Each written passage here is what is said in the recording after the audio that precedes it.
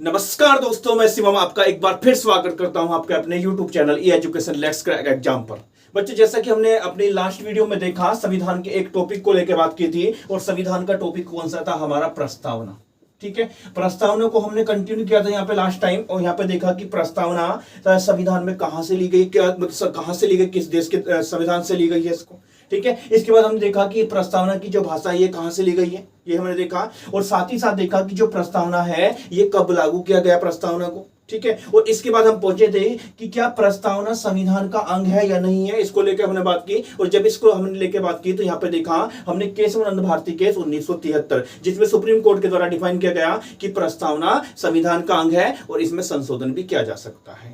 ठीक है, अब इसी टॉपिक को हम कंटिन्यू करते हैं और देखते हैं कि ये जो प्रस्तावना है इसकी क्या क्या महत्व क्या है, प्रस्तावना का महत्व क्या है। ठीक है, क्योंकि महत्व को लेकर भी क्वेश्चन हमारा बनेगा। ठीक है, और दूसरा प्रस्तावना की आलोचना क्या है, प्रस्तावना की आलोचना क्या है। ठीक है, तो इन दो टॉपिक को लेकर हमने बात करनी है कि प्रस्तावना का महत्व क्या है और दूसरा प्रस्तावना का आलोचना क्या है। ठीक है, तो पहले हम आलोचना की बात कर लें, उसके बाद सेकंड टाइम हम बात करने वाले हैं किसकी, प्रस्तावना के महत्व की। ठीक है, तो जब हम प्रस्तावना की आलोचना की बात करें तो कुछ आलोचकों की मैं बात करूंगा यहाँ पे कि कुछ आलोचक प्रस्तावना की जो तुलना करते हैं वो किससे करते हैं, एक दंत विहीन व्याघ्र से, दंत विहीन व्याघ्र से करते हैं। ठीक है, और दंत विहीन व्याघ्र का मतलब क्या है, एक टीथलेस टाइगर, टीथलेस टाइगर।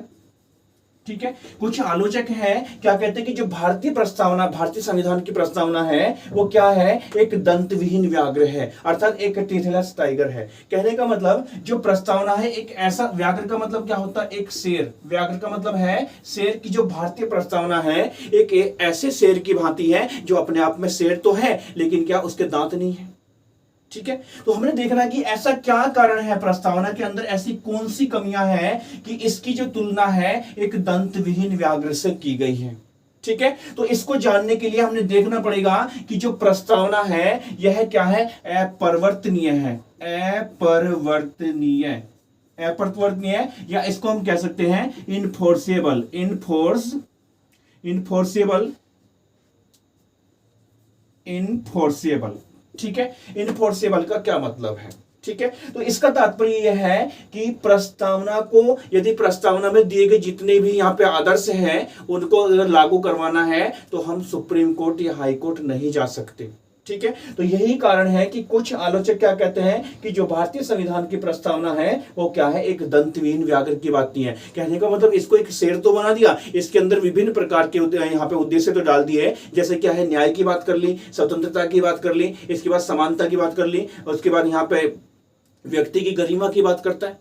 ठीक है, लेकिन यदि इन चीजों को लागू नहीं किया जाता तो कोई भी व्यक्ति इनको लागू कराने के लिए सुप्रीम कोर्ट या हाई कोर्ट नहीं जा सकता। तो यही कारण क्या हुआ कि इसकी तुलना किससे कर दी, एक दंतविहीन व्याघ्र से कर दी। ठीक है, इतना पॉइंट क्लियर हो गया होगा आपको। चले, तो यहां पे पहले जान ले कि अपरिवर्तनीय का मतलब क्या है, इसको लेके भी क्वेश्चन बन सकता है। ठीक है, अपरिवर्तनीय का मतलब है कि जिस चीज को लागू कराने के लिए सुप्रीम कोर्ट ना जाया जाए या ना जाया जा सके। ठीक है, तो उस शब्द को क्या बोला गया, अपरिवर्तनीय। ठीक है, तो जो भारतीय संविधान की प्रस्तावना है वो कैसी है, इनफोर्सेबल है, अर्थात अपरिवर्तनीय है। ठीक है, लेकिन जब हम मौलिक अधिकारों की बात करें, जब हम फंडामेंटल राइट या मौलिक अधिकारों की बात करें तो मौलिक अधिकारों को क्या बना दिया, परिवर्तनीय। क्या बना दिया, परिवर्तनीय। अर्थात यदि किसी व्यक्ति के मौलिक अधिकारों को लागू नहीं किया जाता या उनका हनन किया जाता है तो आर्टिकल 32 के तहत, आर्टिकल 32 के तहत कहां पे जा सकते हैं, सुप्रीम कोर्ट जा सकते हैं। तो ये क्या है, परिवर्तनीय है, या परिवर्तनीय को भी क्या कह सकते हैं, वाद योग्य है। कैसे हैं, वाद योग्य। ठीक है, जबकि जो प्रस्तावना है वो कैसी है, अपरिवर्तनीय है, अर्थात अवाद योग्य है। इसको लागू कराने के लिए सुप्रीम कोर्ट या हाई कोर्ट नहीं जा सकते। ठीक है, तो ये पॉइंट हो गया क्लियर। हमने देखा कि प्रस्तावना की आलोचना कुछ आलोचक किस प्रकार से करते हैं। ठीक है, अब साथ ही हम बात करेंगे प्रस्तावना का महत्व क्या है। ठीक है, जब प्रस्तावना के महत्व की हम बात करें तो यहाँ पे कुछ व्यक्तियों के तथ्यों को हमें देखना पड़ेगा। जैसे मैं सबसे पहले बात करूं के एम मुंशी, पहले व्यक्ति है के एम मुंशी। ठीक है। अब के.एम. मुंशी के द्वारा भारतीय प्रस्तावना को क्या बोला गया है? भारतीय संविधान की राजनीतिक जन्मपत्री, राजनीतिक जन्मपत्री, राजनीतिक जन्मपत्री। तो ये क्वेश्चन आ सकता है, हमारे एग्जाम का क्वेश्चन बन सकता है कि किस व्यक्ति के द्वारा राजनीतिक जन्मपत्री के रूप में जाना गया है प्रस्तावना को, तो कौन है? के.एम. मुंशी या कन्हैयालाल माणिक्यलाल मुंशी। ठीक है, तो ये पॉइंट आप लोगों को क्लियर हो गया। अब इसके बाद नेक्स्ट महत्व की मैं बात करूं यहां पे, तो एक व्यक्ति हुए हैं जिनका नाम है ननी पालकीवाला, ननी पालकीवाला। और ननी पालकीवाला के अकॉर्डिंग मैं बात करूं तो इन्होंने भारतीय संविधान की प्रस्तावना को क्या बोला? इसको बोला परिचय पत्र, परिचय पत्र। कहा? ठीक है, किसका परिचय पत्र? भारतीय संविधान का परिचय पत्र। ठीक है, तो भारतीय संविधान की जो आइडेंटिटी कहने वाले व्यक्ति हैं वो कौन है? ननी पालकीवाला। ठीक है, तो ये महत्व हो गया। इसके बाद नेक्स्ट मैं बात करूं यहां पे, तो एक व्यक्ति हुए हैं गजेंद्र गढ़कर, गजेंद्र गढ़कर। और गजेंद्र गढ़कर के अनुसार अगर बात करें तो इन्होंने भारतीय संविधान की प्रस्तावना को क्या बोला? संविधान निर्माताओं के मस्तिष्क को जानने की कुंजी। क्या बोला? मस्तिष्क को जानने की कुंजी, कुंजी। ठीक है, तो कुंजी से ही क्वेश्चन आएगा कि किस व्यक्ति के द्वारा प्रस्तावना को कुंजी के रूप में जाना गया है, तो किसने बोला?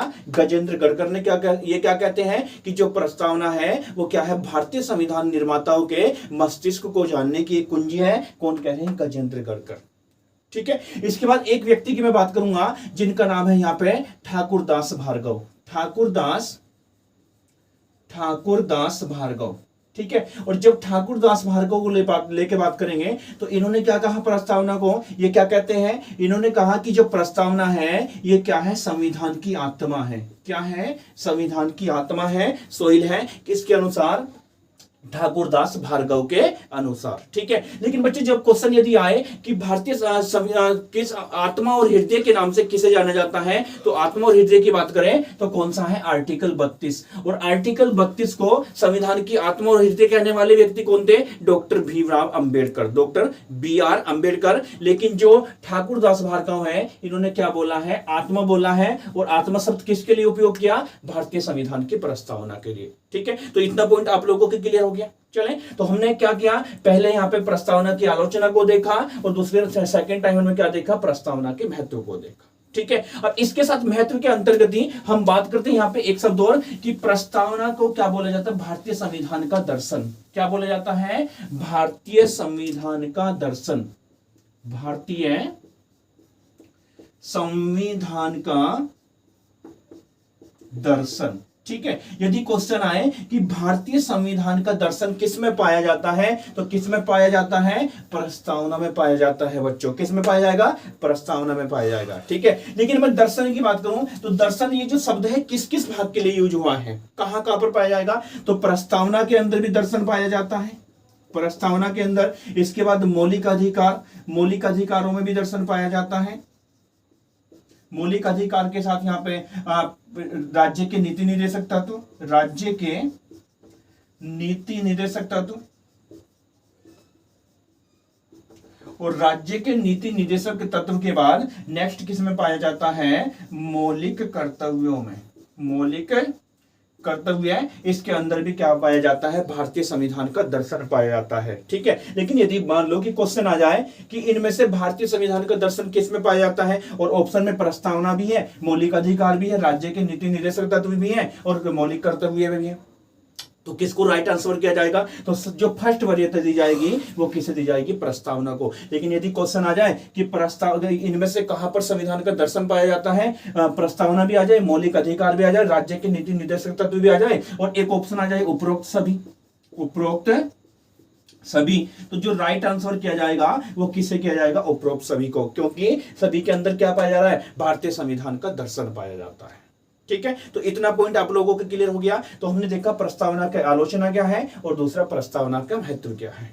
ठीक है, अब यहाँ पे इसी के साथ क्या हो गया? जो प्रस्तावना है ये टॉपिक हमारा समाप्त हो गया। और इससे पहले की अगर प्रस्तावना को तुम्हें सही प्रकार से समझना है तो इससे पहले की वीडियो को देखना होगा। ठीक है, और उसी से मिलता जुलता जो कंटेंट है वो सेकंड वीडियो है, जिसमें क्या है? दो चीजें देखी हमने, प्रस्तावना के महत्व को देखा और प्रस्तावना की आलोचना को देखा।